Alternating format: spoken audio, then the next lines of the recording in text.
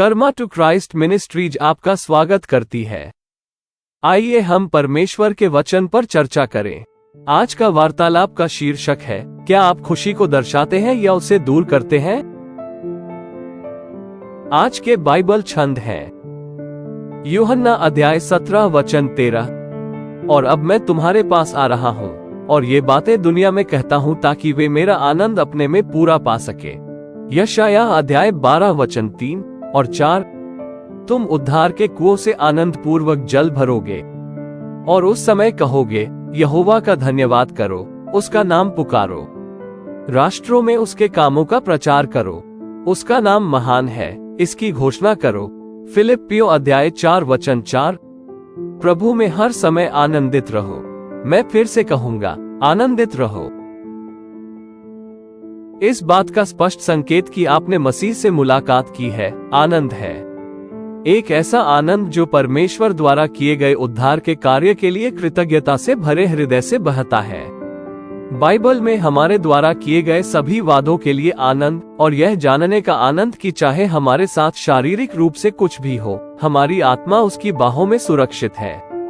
हमारे पापों के लिए मृत्यु के बाद और अधिक भुगतान न करने का आनंद, और इस तथ्य का आनंद कि परमेश्वर हमारी पिछली गलतियों को रद्द कर सकता है और हमारे लिए एक उज्जवल भविष्य बना सकता है, सिर्फ इसलिए कि वो हमसे प्रेम करता है।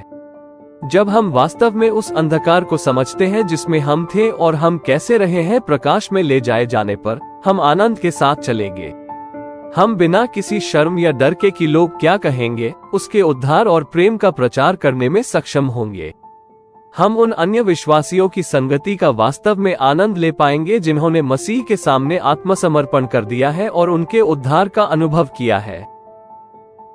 हालांकि ऐसे लोग भी हैं जो खुद को ईसाई कहते हैं, जो शिकायत करते हुए घूमते हैं, लंबे चेहरे के साथ, हर किसी में दोष ढूंढते हैं, हमेशा नकारात्मक होते हैं और विश्वास से अधिक भय पैदा करते हैं।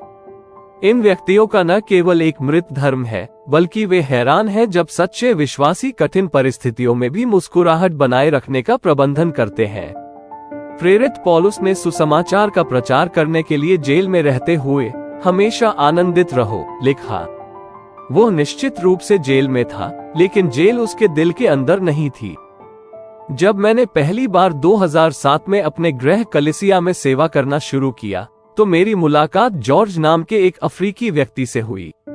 वो मुझसे छोटा था, जीवन से भरा हुआ, अविवाहित, नौकरी की तलाश में, ईश्वर से प्यार करने वाला, और उसके चेहरे पर हमेशा मुस्कान रहती थी। प्रभु का आनंद न केवल उसके चेहरे पर था, बल्कि उसके मुंह में भी था। वो हमेशा मुझे क्या खुशी है वाक्यांश के साथ अभिवादन करता था। यह उसका ट्रेडमार्क बन गया और संपर्क खोने के कई सालों बाद भी मैं दूसरे शहर में एक और अफ्रीकी भाई से मिला जिसने मेरे गृहनगर के जॉर्ज का जिक्र किया, और जब मैंने उससे पूछा कि क्या खुशी है जॉर्ज का जिक्र कर रहा था, तो उसने जवाब दिया, हाँ बिल्कुल। मुझे लगता है कि सालों बाद जॉर्ज अभी भी अपने जीवन के माध्यम से मसीह को चमका रहा है, बस हर किसी को खुशी से संक्रमित करके। अनुसरण करने के लिए ये कितना बढ़िया उदाहरण है। अपनी स्थिति की परवाह किए बिना अपने उद्धार की खुशी को दर्शाना किसी भी चमत्कार या भविष्यवाणी से कहीं अधिक शक्तिशाली है। यह वही है जो हमें उन लोगों से अलग करता है जिन्होंने कभी व्यक्तिगत स्तर पर ईश्वर का अनुभव नहीं किया है। आइए प्रार्थना करें। स्वर्गीय पिता, आप महान ईश्वर हैं, धन के ईश्वर, ईश्वर जो हर जरूरत को पूरा करते हैं, ईश्वर जो वृद्धि देते हैं, ईश्वर जो हमें जीत दिलाते हैं, शांति के ईश्वर, हम आपकी स्तुति करते हैं। आपने हमारे अंदर जो अलौकिक खुशी डाली है, उसके लिए धन्यवाद पिता। हमें हमारे पापों से बचाने और हमें अंधकार की शक्तियों से मुक्त करने के लिए धन्यवाद। हमें ये भूल जाने के लिए क्षमा करें कि पाप के प्रभुत्व से हमें बचाने से पहले हालात कितने बुरे थे। हमें अपने उद्धार के लिए अपने दिलों में खुशी के साथ कृतज्ञता को प्रतिबिंबित न करने के लिए क्षमा करें। हमें सिखाएं कि हम अपनी विरासत को नकारात्मक और हमेशा शिकायत करने से बदलकर आपके सेवकों के रूप में याद किए जाने के रूप में कैसे बदलें। हे प्रभु, मेरे उद्धार का आनंद मुझे लौटा दें। हम यहोवा को धन्यवाद देते हैं, हम उसका नाम पुकारते हैं। हम राष्ट्रों के बीच उसके कार्यों को जानते हैं। हम घोषणा करते हैं कि उसका नाम ऊंचा है।